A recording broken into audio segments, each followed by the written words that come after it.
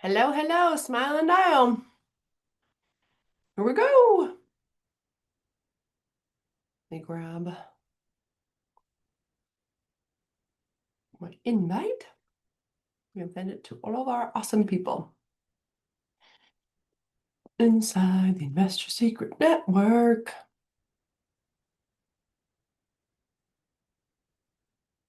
Let's see, home.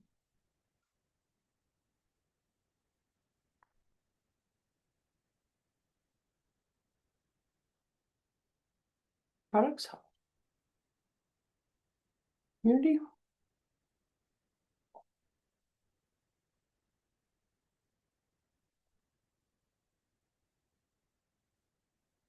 And here we go.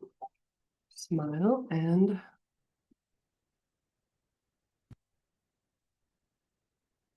come on.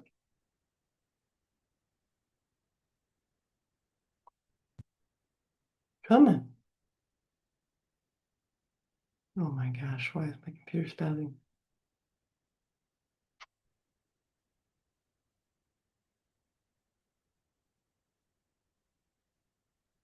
Come on. What are you doing?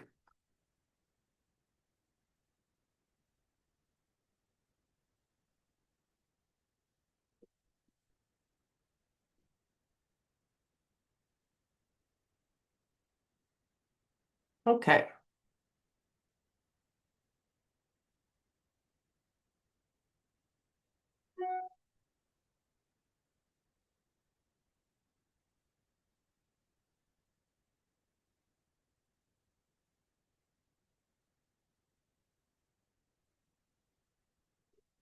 I will wait for all you awesome people to jump in here. I know we haven't been on schedule for a minute.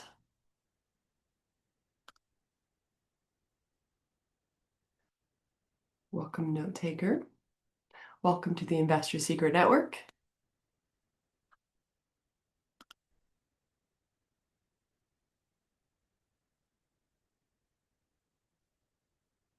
Hello, love. How are you?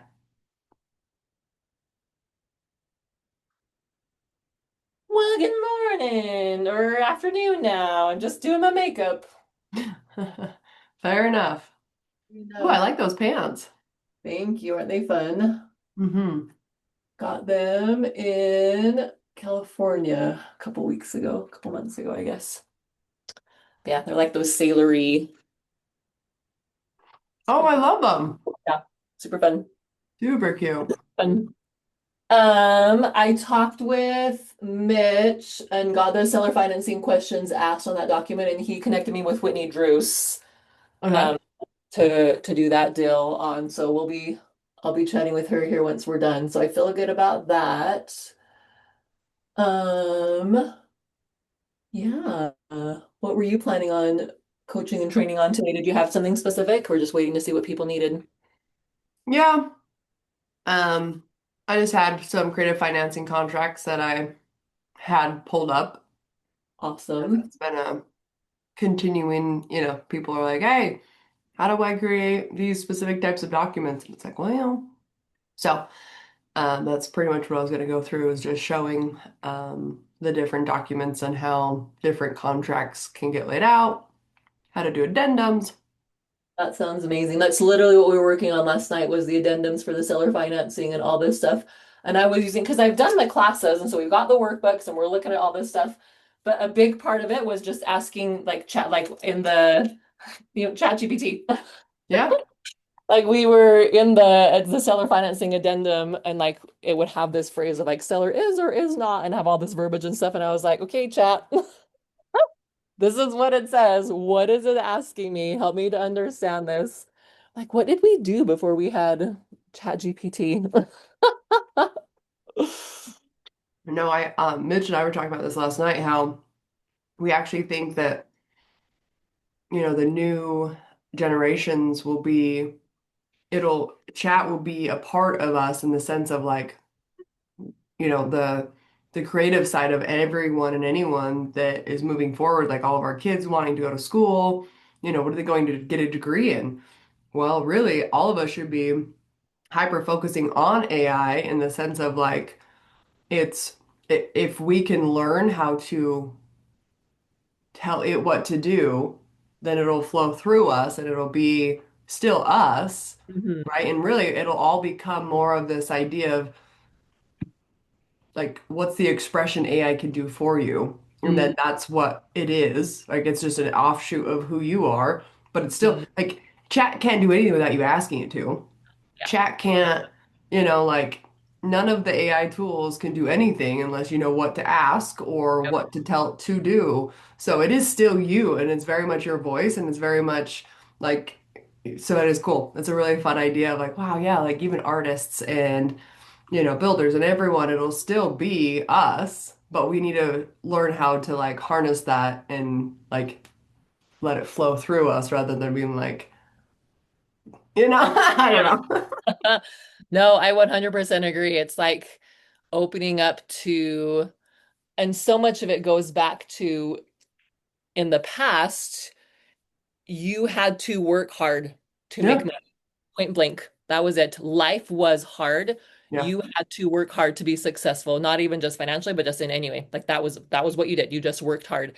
And all the energy on the planet, all the astrology stuff, everything that's going on is literally inviting us to work smarter, not harder, Yep. and to tune in to like the vibrations, the frequency, the alignment, and really just open up to like how like beyond our wildest dreams. Mhm. Yeah. And so people that are like, no, AI this and AI that, I'm like, I get it that there's pros and cons and there's things to be concerned about, but this is inviting us into a higher, even holier way of thinking, of being, of doing that doesn't require our physical effort on every single thing and required, like things are happening just like in weeks instead of months and years. Like it's just crazy. Yep. So Yep. awesome. Hey, Scott. Hey, Scott. Like me and Hey, Scott are like your, like we can I are. we, know. Maeli, can we dial Brady? I was just on with him and it was going late, into this meeting. And I asked him, I says, because he's a property owner, I said, I'm going to get on with my group, my mentor, and can I have her call? And he said, Yep. yeah. Yeah, Cool. do it. So Let's do it. what number can you call from? I have to text it to him. So he answers it. 801 Hold on, 801 529 529. 4575. And then I need just a little bit of info before we give him a call. Yep. Okay. So, the little info, that's her number. It will be a few minutes. A few minutes. And he's open for everything. Okay, tell me more about what deal is this? So, it's actually by your mom's house, Okay. on 2100 Weston Roy. It's 2,700 square feet, roughly 2,700 square feet. It's got 4 bedrooms, 2.5 baths, a detached garage built 1988. He's got he's got uh the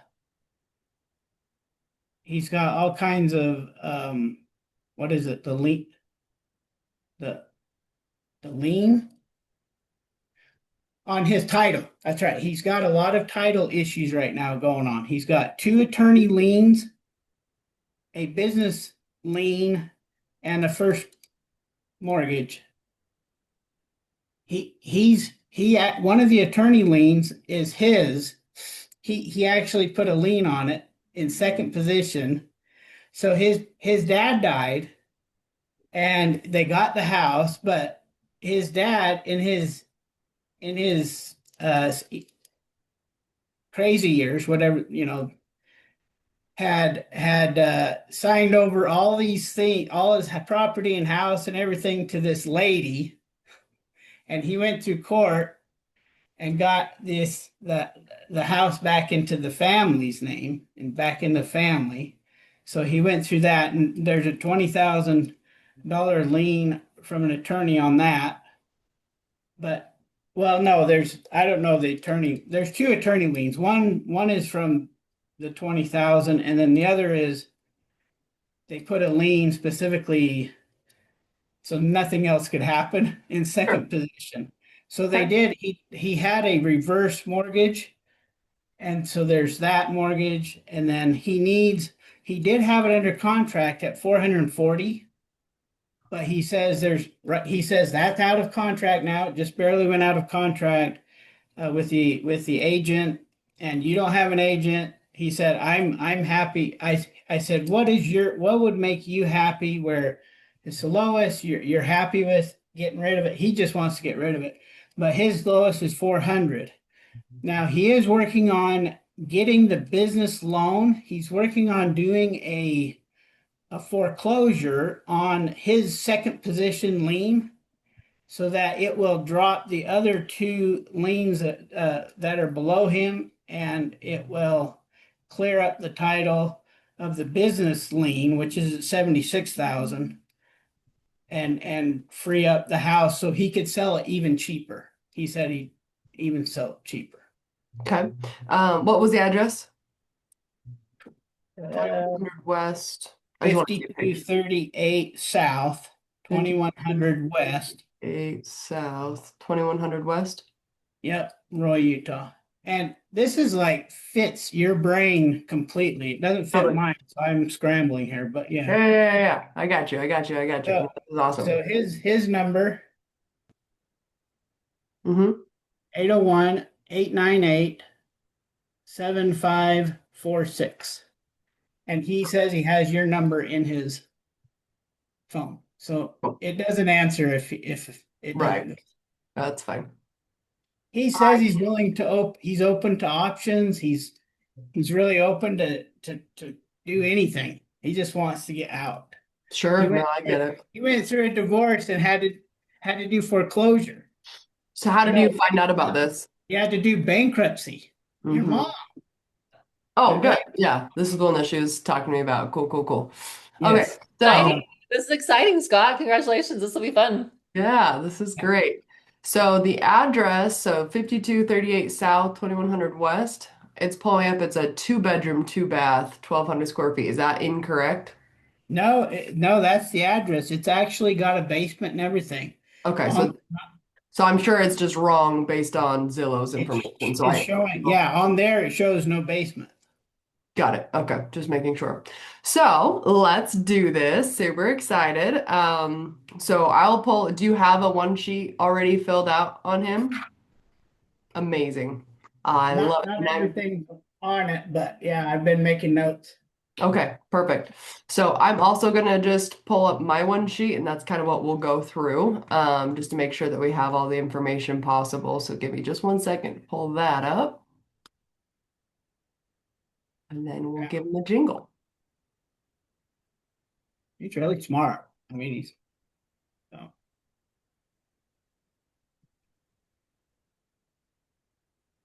Good. We like smart people. Well, this would be something that your mom and I, joint go with. Oh, fun.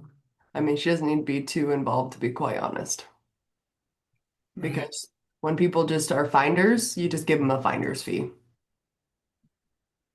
But we can Okay. talk through that as we go. And that'll be interesting too, is like how do you structure it, right? Like how do you structure money? How do you structure a finder's fee? How do you structure if they want in on the deal? It's like, well, you give them options, right? It's like, well, if you want in the deal because you found it, then this is what the equity split would be.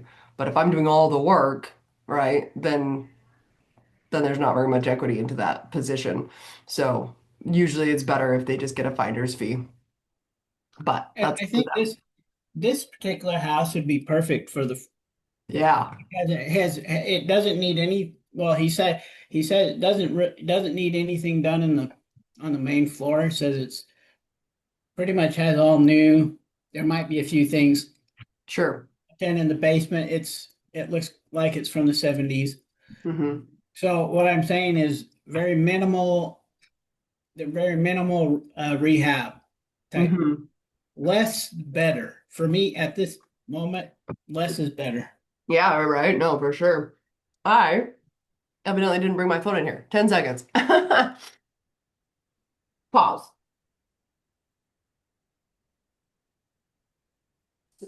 Scott, how did you find this deal? Do you have an arrangement with Maeli's mom? So it's kind of a roundabout, but the I don't have an arrangement, but she just reached out. She does work. She works for Mitch and Maeli, Right. and she reaches out to people because For the she's ISN, to right? recruit to the ISN. Uh-huh. Yeah. And so, but she also reaches out to people on the first flip challenge. And so I know, and she knows me, we talked several times, but then she thought of me about doing these deals. Oh, that's awesome. Well, Maylee says you ought to find someone with first flip. Probably thinking of me because I've been having such a hard time. You're not having such a hard time. You're right on Yeah. track. You're doing great. You're analyzing deals and looking at stuff, and you're doing great. Well, you didn't talk to me on Tuesday, did you? I did. That's right. I love you, Scott. And the great news is you are up here though, right? Like you're really close to Roy. Like it makes sense to, make sure that this lead goes to you. Okay. So, hello, hello. Ooh, we got some more people. So I'll kind of fill you guys in that are just jumping in. Stay on mute if you will. I'm about to call Scott Wheatbrook's lead. Oh, remind me of his name. It's Brady Smith. Okay.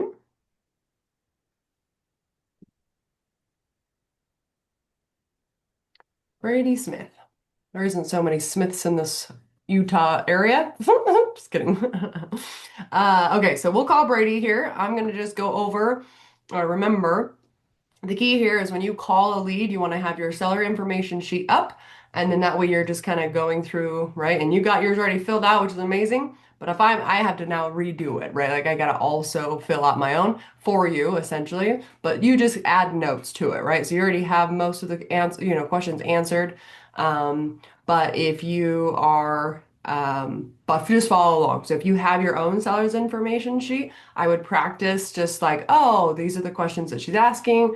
I'm going to fill out a pretend seller, seller information sheet because realistically, this isn't your lead. And remember, when we do these, the lead that we're working on currently is not yours. So you can't go after the address and you can't call this person. This is Scott Reed, his lead. And then that way we all are trusting each other that nobody's stealing each other's leads. Okay. So anyone feel on here when we do this every week, make sure that you're just remembering that your leads are your leads because they're not under contract yet. So this is very important to make sure that we are trusting each other so that we can keep doing this, okay? So I love everybody just getting ready. This is adorable. I love it. To guess. Me too. No. Okay, so let me just give Brady, right? That's his name. Yep. Okay, let me just give him a jingle. And I'll let him know that you're on the, that you're here too. Yep. Okay, this is fun. 801 876. Okay, I'll put it on speaker so hopefully everybody can hear.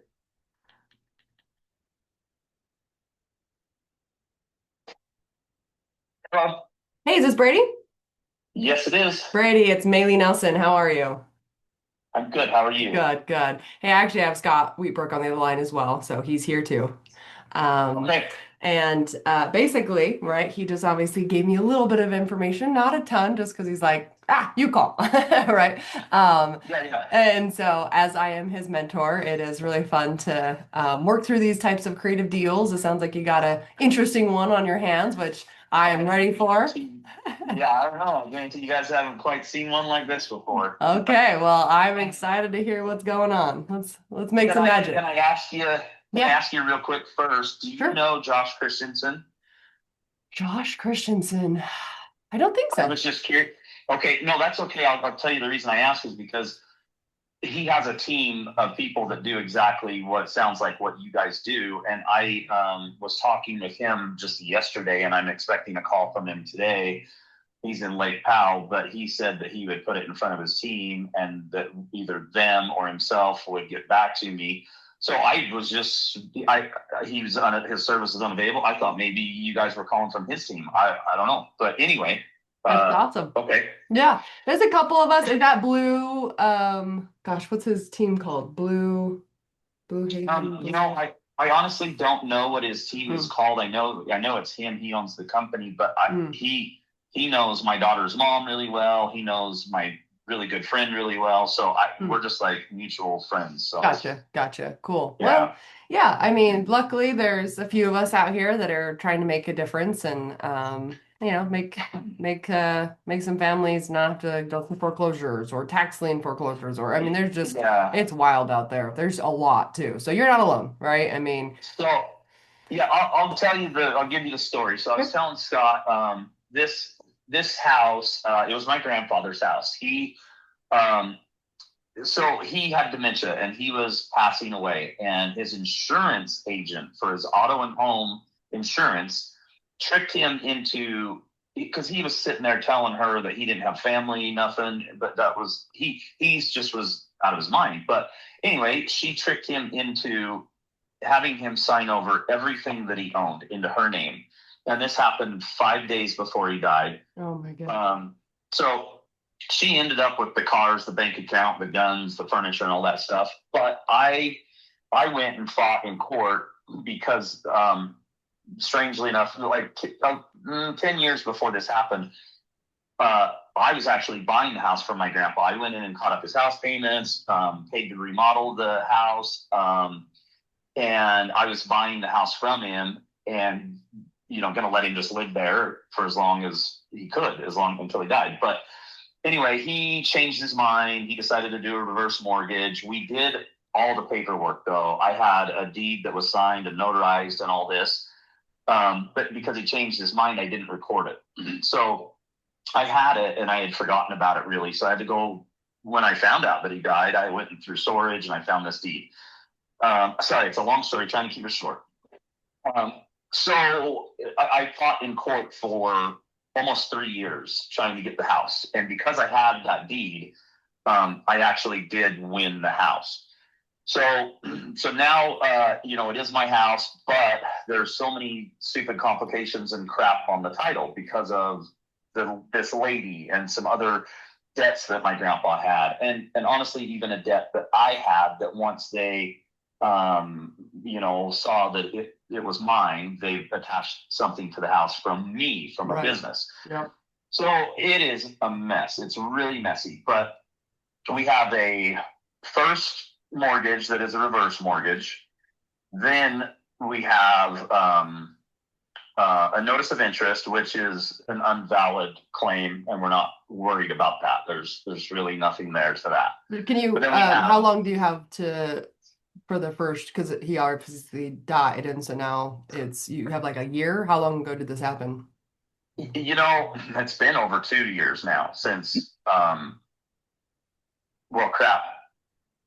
since my grandpa died. It's been 4 or 5 years. And so honestly, I don't know how.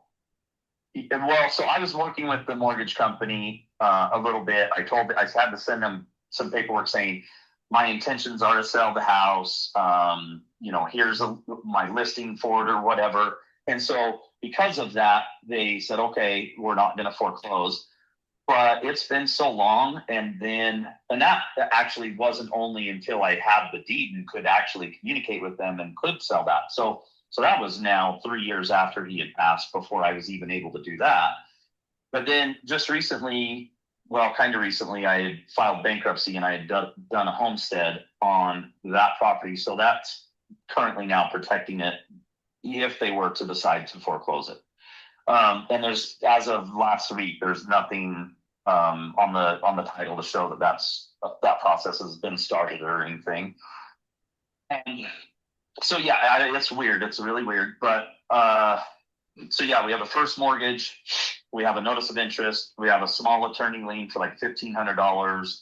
We have a business lien that's on there, a judgment for like $76,000, but we really do believe that we can negotiate that one down. And then we have my attorney's lien, which we put on there to protect the equity and whatever. So here's right now, like I say, it's a mess. Here's right now what we're trying to do is with our attorney's lien, we're going to use that to foreclose the property, which should, as we understand it, should strip the title of any all the stuff except for the first mortgage, because we have a larger amount and first in custody or title, order. But anyway, so that's going to take 120 days. That's what we're doing right now. The only other thing, so as I was talking to Josh, what his idea is he would just come up with a number and amount, and he'd say, I'm going to buy it from you at this amount, understanding the defects on the title. But he would go in and negotiate at this current time with the people that are on the title and say, I'll give you this much to go away. I'll give you this much to go away. And then we close, rather than doing the 120-day deal. I had an agent for a long time. I'm now out of that contract, so I don't have to pay any commissions or anything that way. But yeah, that's it, I think. Well, I'm sorry. This is, it gets messy, that's for sure. It's so messy. So let me ask you. Sick of it. Oh, I'm sure. You're just like, and this is dead weight that needs to go away. Right? Just like, wow. Yeah. So let me ask you, just as general, what do you, I know that there's a bunch going on here, but if we had a magic wand and we were able to be like, oh yeah, in the best case scenario, if we got rid of, the different attorney liens and got rid of all of those judgments that are on there that are clouding up your, the title, and it was just the first position mortgage, what's left on that first position? You mean like how much is left on the first the first mortgage balance? Yeah. So I think it's right around 250, 260. Okay. Somewhere right there. And then the property itself, I had it under contract somewhat recently for 440. So ARV. But then the title issues prevented it from selling. Oh yeah, there's no way. Yeah, exactly. Unfortunately, it gets a little junky. So there's multiple ways. Josh wasn't wrong. That could definitely be an interesting way to go about that. I also think that working with a specific title company can really clear up some of this too.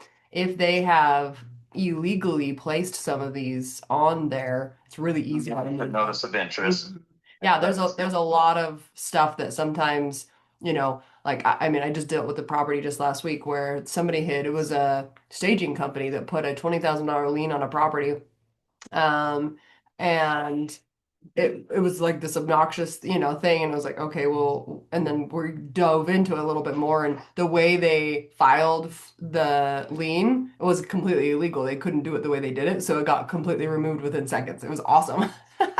That's amazing. So let me tell you a little bit more now, having you say that. Really, the only one that I'm even concerned about, which I think is like the biggest issue of all the title stuff, is the one that is a business lien. And it's from my old business that I had before any of this even was around, before this house was in my name or anything. And it's a judgment against me. And then it followed me. Like, I don't even know how they found or whatever, that they found that I was in court to potentially gain this property, but they were like ready to go. And they had this judgment recorded prior to all that stuff. And then they attached it to my asset once they found my asset. So I don't know what you think about that, or maybe you need to look at it a lot more in detail. But I mean, if there was a way we could say that one is not whatever valid or whatever, that's the only one that really is an issue. Well, it'd be pretty quick. So I know this is an interesting workaround, but all that work that you did to put the title in your name, we could Yeah. do a quick claim deed and remove it from your name, and now that judgment can't follow you. Or Well, it can't be on the property. so okay. I was told that, and maybe you need to look at the title Yeah, yeah, a yeah. little For bit, but sure, for sure. I was told that it would stay attached to the property regardless of my deed with the property.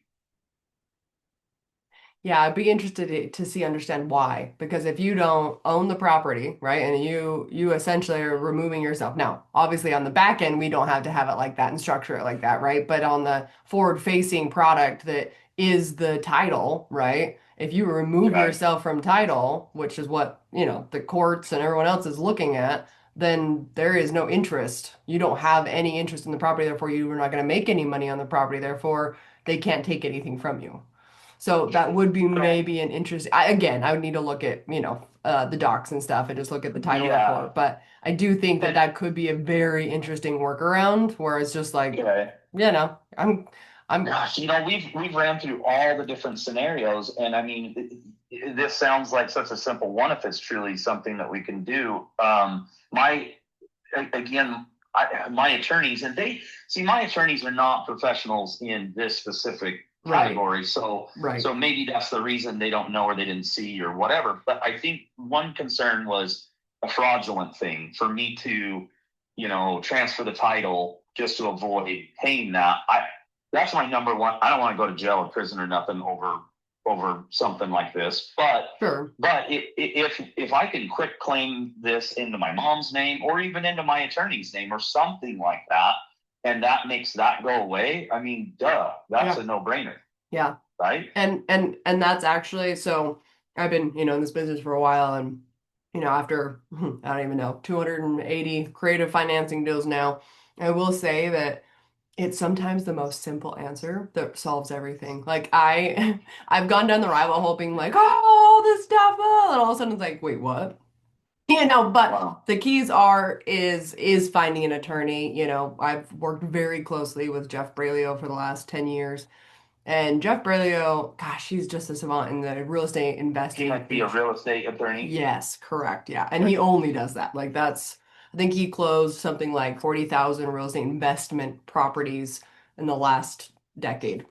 So he's Okay. just the guy, right, when it comes to doing unique deals. However, he just retired like 2 months ago. Oh. So that sucks. But doesn't change the fact that luckily his title company that we work with, they're so geared up, right? It's his title company. So they're just so on top of like, so that's probably the next move that I would personally make would be just like, okay, let's go get a title report. Let's look what all the cloudy weirdness is that's on there. Yeah. Let's actually see what is real and something that we could just simply just remove you from, right? Like if we could make this a problem that you have to deal with later, unfortunately I have to say it like that, then maybe that might be the best option just to unload this. Because are you paying property tax right now, or what's your Am I paying what? like property tax and utilities and Utilities on the power, and I think on the gas I am. The water's turned off. Property tax is I'm not. I haven't paid anything. We planned on paying it off with the closing, which by the way is about $2,500 right now. Okay. That would have to be paid off in closing. There was an ORS situation on there for a minute, but it was completely an absolute inaccurate thing. So my ex actually called and talked to them and had it removed. So that shouldn't be there anymore. But then, so yeah, really it's the first mortgage. It's a notice of interest, which is an completely invalid and illegal documentation. It was just a dude that I worked for. I was telling him about the whole scenario, whatever, and he thinks he knows real estate crap. So he's like, oh, this is what you got to do. I'm going to go in and protect you. And so he, claims that he was protecting me, but then the greedy guy, we kind of had a falling out. And so he's like, well, I'm not taking that off there. I'm going to foreclose the property. because he thinks that he has interest in it for whatever reason in his own head, but there's nothing there and it's invalid. So then there's my attorney lien, which is I had to do to be able to pull this deal off and keep it from that lady. I was out of money. I had to do a contingency agreement with my attorneys, and that contingency was they get 50% of whatever equity when we sell it. And my mom helped to save the house, so I owe her 20 grand out of the sale, and I told them, and that's our agreement and our deal, is that she gets paid before, not out of my half or whatever. She gets paid before we split and before the equity is determined to be split. Then there's a attorney that my old attorney that screwed everything up. He put a deal on there for $1,500 that he claims that I owe him for phone calls. Which whatever, if we just have to pay that, it's not a huge deal. And then that's it. That's it. So, oh wait, the business thing for that 76,000. So again, the business one for that's such a big chunk of money, and was really my only concern. If you think we can move deeds around or whatever, that changes this whole thing dramatically. Yeah. And the reason why I think it could potentially work is we are actually not a contract for deeds state. So we are a title state. And that does make a unique exactly situation. One house. Yeah, exactly. So it could be in your favor, just because in other states, I don't think we could pull this off in the sense that, right, we would be kind of up against the back door. But in this scenario, I actually think there could be some workarounds to at least go down this rabbit hole, and it would be worth it to us to see if we can help you, but also maybe pick up a property at a discount. What would be why we would be wanting to go down this rabbit hole, right? We'd want to make this a win-win on both sides. But at the end of the day, it's like, oh my gosh, like this has got to be the most right, sleeping has to be terrible for you right now. So it absolutely is. And so I'll tell you, like, I need to sell this. I want to sell it. I want it out of my life. And it's not just a financial standpoint, but it's an emotional deal where I see where my grandpa is haunting me and haunting that property. And he was just such a mean, grumpy guy throughout all the years that it's the last little stab, I think, at the family. Anyway, I know it sounds weird, but my point in saying this is that I'm not in a position or place where I'm even at all wanting or trying to be greedy. I want this thing out of my life. So yes, if you guys can benefit from something with this scenario and I can benefit, I can put a little bit of money in my pocket and just walk away from the thing, I'm on board. Yeah. Okay. So, well, I mean, I would love a shot here. It sounds like Joshua's obviously working really hard on it as well. And so, I don't want to overstep on anybody's toes. That's never what we want to do. But I think that based on what you were saying, you didn't sign a contract or anything with him. He's just also about to go do some due diligence. So we'll do the same. If we can get back to you before Josh, then, that's great. And hopefully that would be the case where we give you at least some light of the next steps, because even if this isn't a deal for us, at least we can give you the guidance of like, oh, okay, actually these are your very next steps based on I mean, and I could be wrong here, but based on everything that I had just added up, it feels like to me you're in the negative $50,000 even if you sold it at 420. You're probably not too far off or wrong. So are you as you're doing your math, you're doing the 260 for the first, and are you including that business thing for 76 or not? Yeah, I was kind of including everything. Like worst case scenario, if for some reason, you just didn't get any of this stuff off, which it sounds like we can, right? Like obviously we're gonna use our magic wand as much as we can here, but I'm just saying worst case scenario, if you didn't, right? You're saying, hey, in order to sell this house, I actually have to come to the table with $52,000. See, you're right. I mean, if nothing changed on the title, if I couldn't get rid of any of those things, there's no money there. Yeah. And at that point, I don't have any money, nor would I be willing to, if I did, to put money into it just to sell it. I would just walk away from it, let it foreclose, Right. So, So yeah, you're not wrong. I just want I want this thing to go away, and like I say, I did just have to file bankruptcy. I've got some pressing issues. I'm being transparent with you that maybe this Sure. isn't the best, the Oh, I best get play it. of my cards. But yeah, I need money, and so whatever I can, get out of this deal, I've got to do something. So Okay. I mean, I get it. And, obviously we want you to make money too, right? Like we want you to yeah, be in a better situation. We would much rather everyone just make some money and your mom and everyone that, let's pay him back and let's let you sleep at night feeling like, oh yeah, I did the right thing, right? But some of these yeah, things doesn't seem adequate in the sense it's like, well, but why is this judgment here when it had nothing to do with anything to do with this property, right? Unfortunately, judgments do follow us, and that's, it's such a nightmare. But, and in the future, just as like a teaching moment, people don't structure their deals properly. And I have to teach this to our students like every day. And it's this whole concept of because people create assets and then they don't realize, but unfortunately, it's not if, it's when somebody sues you. It's not if, it's when there's a judgment against you. It will always happen. It's just a matter of time if you're going to be in this business for longer than a year. Like if this is a yeah, long-term play, then you're not successful until you can spell subpoena. That's like been my motto, right? And so we really do have to create this really, really fat fence for our fat cows.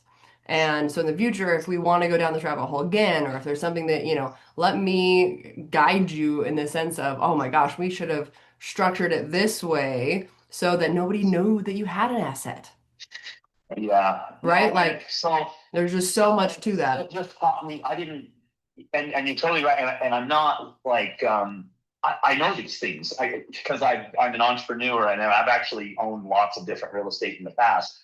So I know these things. I mean, I did all the schooling for real estate and all that. But I was going through such a hard time when, um, during COVID, I had 8 different companies, and it wiped me out. It literally just wiped me out. And so much happened all at once, and I didn't see it. I didn't even think about this judgment popping up on there. I mean, Sure. yeah, it is whatever, but yeah, I get it. I mean, business is business, and that's what happens, right? It's just like, well, unload that one and off to the next, right? It's just how it yeah, works. But yeah, so good. I'm glad you understand that in the future, right? Let's just maybe pivot some stuff so that they can't attach anything to you. Like that is very right. important. So let's make sure So we're it should have been in an LLC and protected, and yeah, yeah, even LLCs don't hide it though. Like that's not people think that oh if it's in an LLC they wouldn't track me down. Nope, they will. So yeah, so we gotta restructure some stuff for you. But nevertheless, I'm gonna call my title gal right now. I'm gonna see, the different workarounds that we could potentially look at doing together. And then I would expect a phone call back from us by tomorrow morning. Is that fair? yeah, for sure. Would you please text me your information, your email, and again, I apologize. I heard your name. I It don't. it's a It's difficult one. You're tricky. just fine. My Yeah, it's name's tricky. yep, it's Maeli Nelson, but I'll also text that to you so you have it. Yep. Please, yeah, thank Yeah, you. absolutely. And last but not least, I would like to extend an invite. I know you probably live up north, but we have a unique opportunity tonight where we are gathering as investors and we actually share some of these cool strategies. And we actually have over 100 investors that will be at this networking experience tonight. Um, which is cool because Is that this means lots and lots of monies in the room. right? Right. Is this only real estate type investing, or It's not. So business, mostly I would say, business owners should always have real estate. So I would say it's a very equal blend. If you're going to be a business owner, you need real estate for tax purposes, right? And deductions and right. So we're very adamant that if you're going to own a business, you also own real estate. Because just owning one rental opens up another 450 tax deductions. And people just don't yeah, realize that, right? So we were very like, hey, like let's show you how to never have to pay taxes. Let's show you how to never pay interest because that's stupid. And let's really help you build wealth, but then more importantly, keep your wealth because you know as a business owner that can be the missing link that most people don't tackle. So anyway, I'd love to send you an invite to that as well. Yeah, yes, please do. Like I was just saying, I'm an entrepreneur and I've just got a new startup, and it would be amazing to find capital to be able to raise for that. But so inside the workshop, it would teach you exactly how to raise capital. So my husband Mitch would be going over, the 3 questions that you can ask legally, morally, and ethically, but you can tap into $3 trillion worth of equity that people can invest in your business. And so it is very helpful to understand how to raise capital. Very. Yeah, please send me the invite. You got it. I'll send that over here in just a minute. And thank you guys. Thank you, Scott. I'm glad that you guys called, and Yeah. Hey, Brady. I don't know where you guys. Most of the world, I think, these days is on board with this kind of thing. But anyway, my point in saying this is that last night you kind of brought it up. I had a hard time sleeping, and so I was working on manifesting a way to get this damn house sold, and then you guys called. So I love that. Yeah. Yes. Hopefully we can get something to happen. I genuinely think we can. Yeah. So let's stay close together. Thanks, Brady. Let's stay close. And the biggest thing I'm going to leave you with is don't put yourself on an island. So often I found this is why we built this community in the first place was, everyone's putting themselves on an island. And when you're stressing and when you're struggling and when you're going through something, that island is not where we need to be. We need to be around people that are movers and shakers and have ideas and have some things that, let's find a workaround. There has to be a workaround. We can figure it out. It's just a matter of talking to enough people and resources and right. Our network is our net worth. And so don't feel good to hear that. Yes, don't put yourself on an island. Like big business comes also with great, right? There's a lot to it and people just don't get it. It's like, so what you foreclosed on a business? So what you bankrupt your business? So what? I mean, so what? Moving on, next, right? Like what's next? Yes. So don't put yourself on an island. You do have friends and we do want to link arms and make sure that we can tackle this together. Okay? Thank you guys. Yeah. Well, good luck today. Hopefully I'll see you at 6 o'clock tonight. Yeah, I'll look at the where it's at and figure out. I actually live in Eden, so if I can put it together and make it work, then I would love to. And I have a friend that I'll bring with me as well. Cool. I'd love to see you, Brady. Talk soon. Okay, thank you. See ya. And you pivot back into the meeting, right? I know. I was going to say we should invite him. Yeah, definitely. So you will be inviting him. You needed to send him the details. I'll put it in the chat what I say when I am, based on that type of situation. So I create a note on my phone that just always has these invites. And the only thing that I ever switch out is the date, obviously. And then I switch out potentially who's speaking in, a different room or whatever. But this. Okay. Yeah, I see. Yep. So I will send you. Oh. Yeah, he's a good guy. Yeah. You know what, though, as business owners, and that's it. Honestly, I mean, I was being honest. That's why we created the Investor Seeker Network. It's because putting yourself on an island when you're doing big business is not what you're supposed to do. But unfortunately, there wasn't, so that's why we created it, right? And there wasn't something that could solve these problems for us. We had to surround ourselves with people who were, like-minded and could come up with interesting ways to solve big problems. Like this isn't something you do by yourself. We need each other for a reason, right? So this is what I put inside. This is what I would text him as like doesn't like long text. You know what? You stupid little chat machine. You suck. Let's see here. What text are you trying to text to? My phone number or? No, I was just gonna put it in the chat so that everybody had it. But I would love group an incredible private community called Investor Network where over 100 users get together. This is an invite-only community, so here to invite hosting. Zoom isn't liking the link, huh? No, it definitely doesn't. So I'll just put it into 2, so you'll just have to copy. Okay. Okay. And I'll text it to myself. Yeah, 'Cause I have a phone on my computer that I can text them. nice. Dial pad. There you go. So I actually do this whole message. I know that it's long, but I have found that if I um, send out all the information, then I don't once they've said yes, right? Like if I'm just asking, like it's an intrigue question where I'm like, hey, have you ever thought about investing? Or hey, have you ever whatever, then I'm not sending out this long text. But if it's something where they have said to me, you know what, yeah, send me what you got, right? Like I would love to know more, then this is what I send out. And I do think this is helpful. Listen to how I position this. I would love to invite you to an incredible private community called the Investor Secret Network, where over 100 of us get together and network. This is an invite only community. So here's your invite. Wink, right? I'm hosting, and you can just say, my community, or, you can say I'm hosting. Like, there's no reason why you can't. Like, I'm co-hosting. You know, you can take ownership of this. Never, don't feel like you can't. This is your community. I'm hosting an exciting social networking event and masterclass this Thursday. You should definitely join us.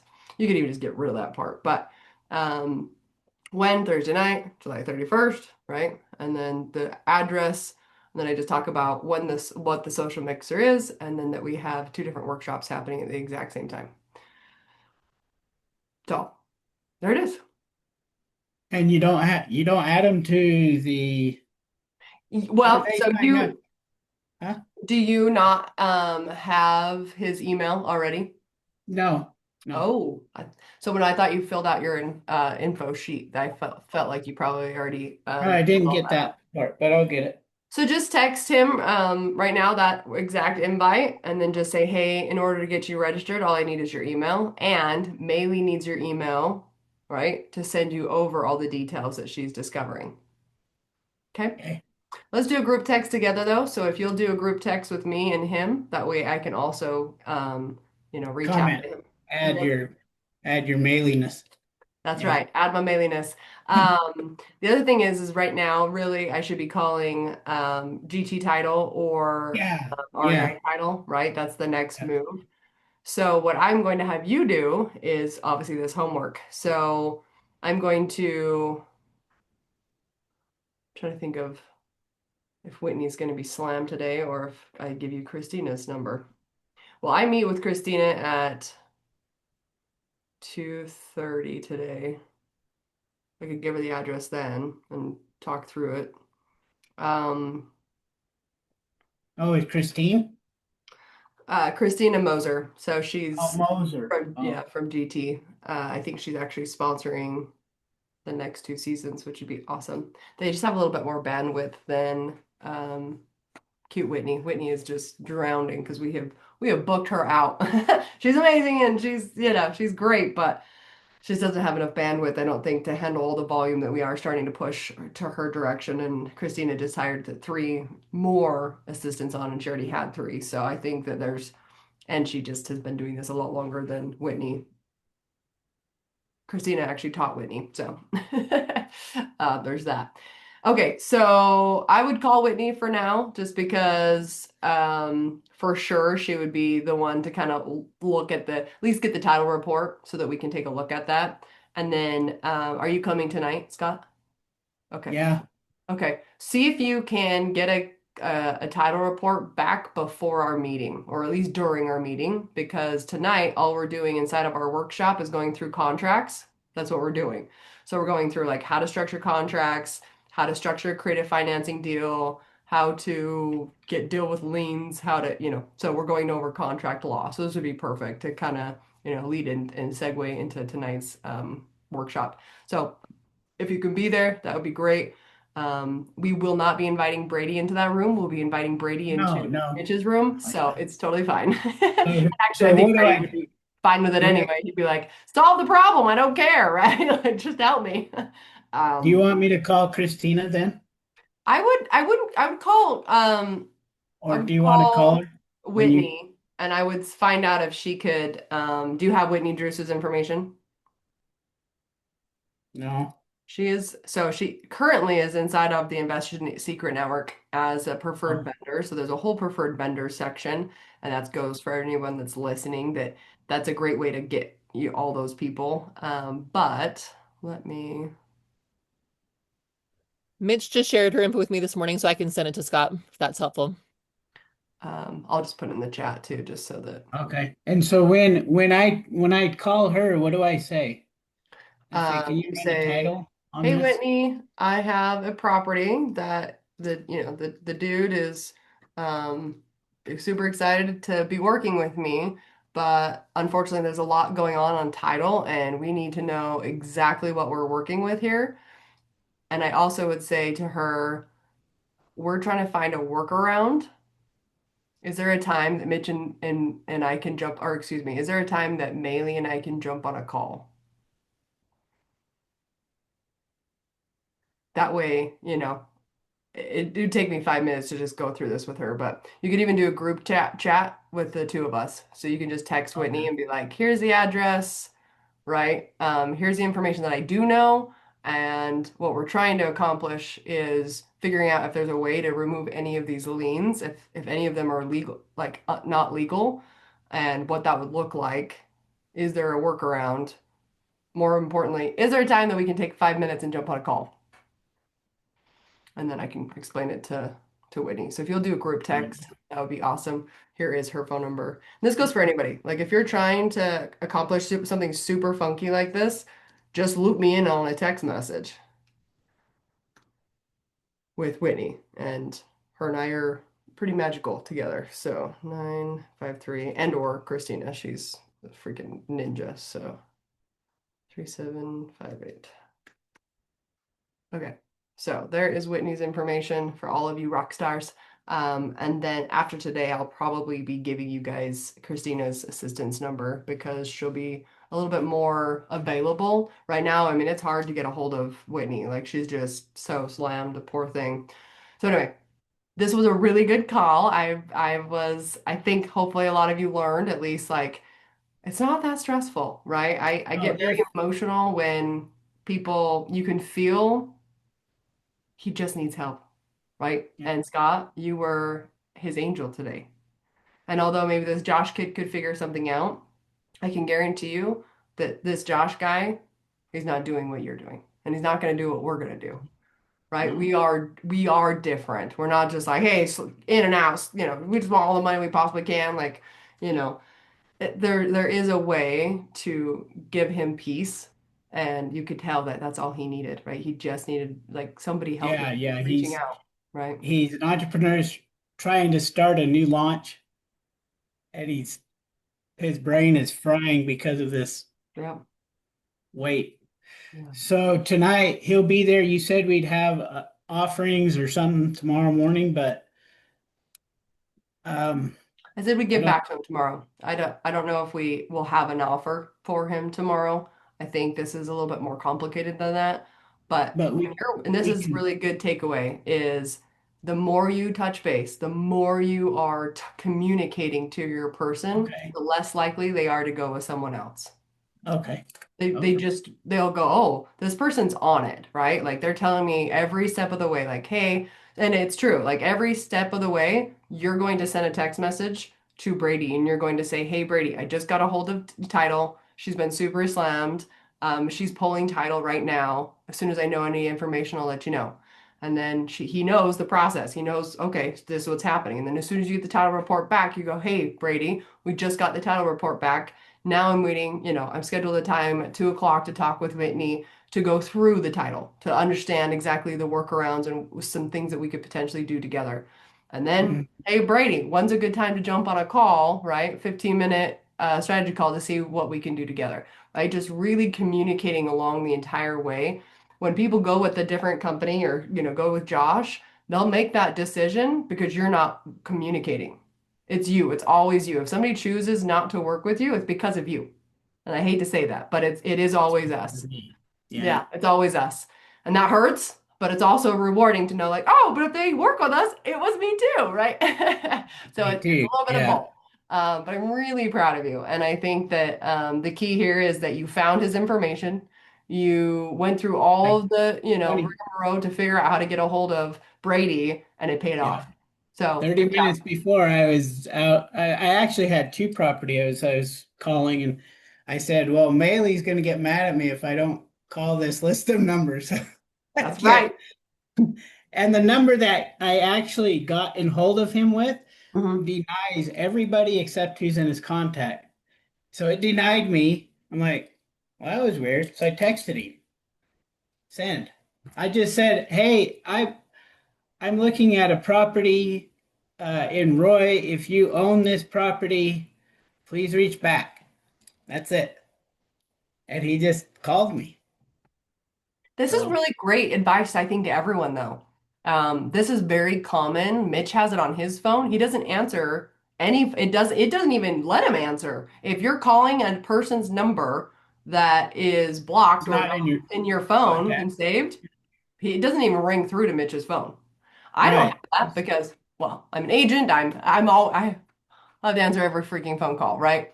Like he doesn't have to, right? He has no reason to answer anyone's phone number that he doesn't know, which is a nice blessing and a gift, right? And there's most people I would feel like in the world have already put that on their phone. So that is a great just like nugget to take away from this meeting is text the people. Don't just call. Text them. Do both, but yeah. Do both. Call, but then text. Because naturally they're gonna be like, oh, actually, yeah, I am looking to sell my house, right? Or I am knee deep in a problem you maybe could solve. It's like, wow.